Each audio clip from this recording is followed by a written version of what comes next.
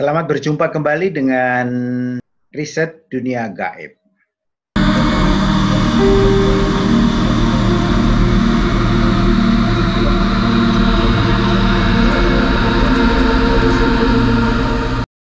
Selamat berjumpa kembali dengan riset dunia gaib menuju pada spiritual and mysterious studies. Studi ini lebih banyak akan berbicara mengenai hal-hal yang berada di luar sana. Suatu dunia yang tak terjangkau oleh panca indera. Kecuali Anda menggunakan indera keenam, baru dunia ini dapat dijangkau secara lebih baik. Tapi baiklah, dalam banyak hal kita berbicara dunia gaib, orang selalu cenderung untuk berbicara hal-hal yang sifat mistik dan kemudian sifat irasional. Hal itu kenapa? Karena memang kita tidak mempunyai suatu epistemologi dalam memecahkan persoalan-persoalan gaib ini, dan kita hanya bersandar pada pendekatan religius yang mengatakan bahwa hal-hal yang bersifat gaib itu adalah milik Allah sendiri. Ada rahasia-rahasia yang tidak dapat dijangkau oleh nalar dan pikiran manusia. Tetapi kami juga tidak salah untuk memulai penglihatan kita, analisis kita dari gejala-gejala yang ada dalam dunia gaib ini, dalam hubungannya dengan dunia nyata. Saya akan sedikit menceritakan mengenai pengalaman saya sendiri dengan pantai Laut Selatan. Pada suatu hari, saya tengah disibukkan oleh permintaan dari pasangan hidup saya. Dia meminta agar supaya saya mengantarkannya untuk melihat atau bertamasa di pantai Parang. Permintaan itu bertubi-tubi dan merayu agar supaya saya segera dapat mengantarkannya ke pantai Parang. Karena begitu permintaannya sangat serius, saya melihat bahwa ya mungkin juga penting untuk refreshing karena kepenatan, rutinitas dan lain-lain. Maka kita ambil waktu yang cukup baik, yaitu akhir pekan. Nah, kami berangkat sana pada hari Sabtu, dan sampai di sana sudah banyak di malam hari orang-orang sedang menikmati hiburan ombak, suara laut. Indah sekali pada waktu ada sunset, dan pagi-pagi hari kita melihat bagaimana sinar pagi menyinari lautan yang maha luas itu.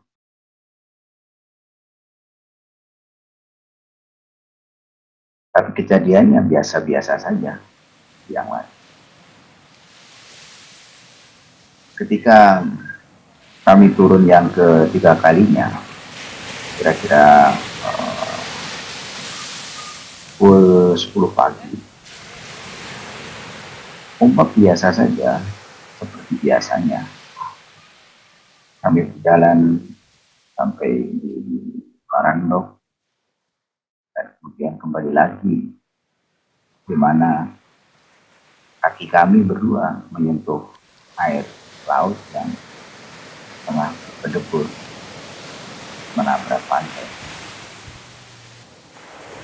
Pasangan saya sangat gembira sekali dan merasa nyaman berada di tempat itu. Apalagi setiap ada sentuhan air laut yang menyentuh di kakinya, dia merasakan sesuatu sensasi yang sangat luar biasa. Tidak terjadi apa-apa, biasa saja. Tapi tiba-tiba perasaan saya merasa bahwa ada suatu getaran yang mengingatkan kepada saya adanya mungkin bahaya yang dapat menimpa kami berdua apabila terlalu dekat dengan bibir pantai. Lalu saya mengajak pasangan saya itu untuk menjauh dari tebing yang airnya begitu sangat dahsyat. Dia tidak mau, dia ingin tetap berjalan. Lalu saya paksakan saja agar supaya dia mau untuk menjauh dari deburan ombak. Dengan cara, ya mari kita cari minum dulu di warung. Sebentar saja karena saya haus. Itu hanya alasan saya saja. Agar supaya dia ya sedikit memberikan kesempatan pada saya untuk dapat beranjak dari bibir pantai. Akhirnya kami berjalan menjauh dari deburan ombak dan sampailah kami di tempat orang-orang berjualan makanan dan minuman di pantai itu. Dan juga banyak sekali orang, puluhan bahkan ratusan orang-orang berjajar di situ. Saya tidak langsung mencari minum, tetapi saya berhenti di sebuah ya bangunan bambu yang ada di situ. Saya berpegangan bambu. Tetapi tiba-tiba saja ombaknya semakin besar. Dan pada saat saya memegang bambu itu, kita tidak tahu dari mana datangnya air bah, karena dari atas, dari belakang kami, ya, sementara ombak ada di depan kami. Dan itu tidak biasa, ombaknya sangat besar sekali dan kemudian mengharuskan saya harus mengambil keputusan yang paling baik dalam situasi yang terjepit seperti itu. Maka saya ya memanjat pohon,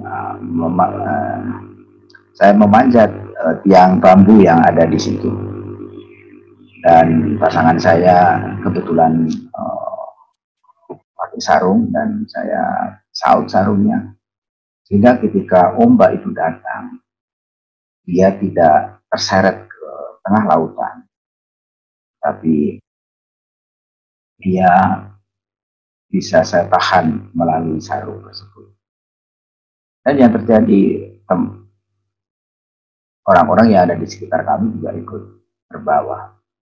Tapi untunglah karena kami terlalu jauh dari ombak sehingga mereka bisa menyelamatkan diri dan tidak sampai terbawa ke tengah. Tapi Ya kita tidak tahu, saya tidak tahu apa yang terjadi sesungguhnya, karena setelah itu pasangan saya mengajak untuk segera meninggalkan lautan.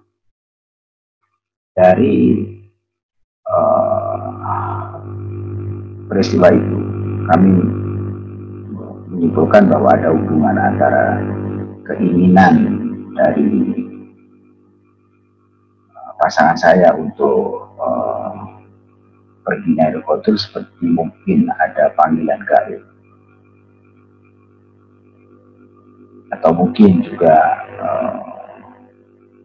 diundang di Rocky. Kami tidak tahu apa yang sebetulnya terjadi.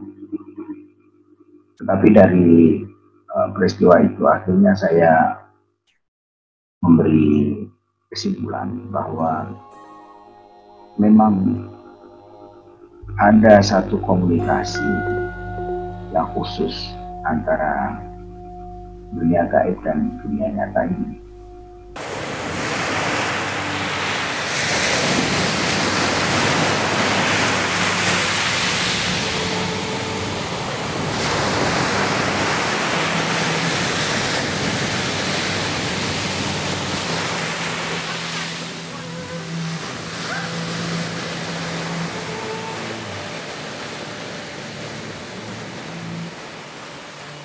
Hanya tangan-tangan gaib yang menyentuh tubuh kami, dan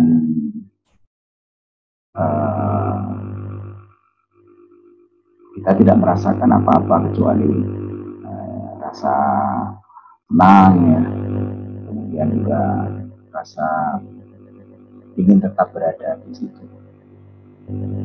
Hanya saja syukur alhamdulillah bahwa ada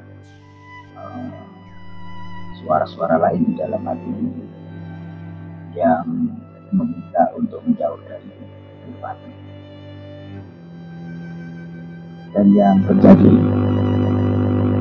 ketika ombak itu datang dari belakang, karena ternyata ombak itu datang dari arah kiri dan berputar balik ke arah kami, seakan-akan seperti tangan raksasa yang ingin menggeret atau menyeret kami ke tengah lautan. Ya, ini merupakan analisis yang bersifat spiritual, ya. Karena ini persoalan misterius.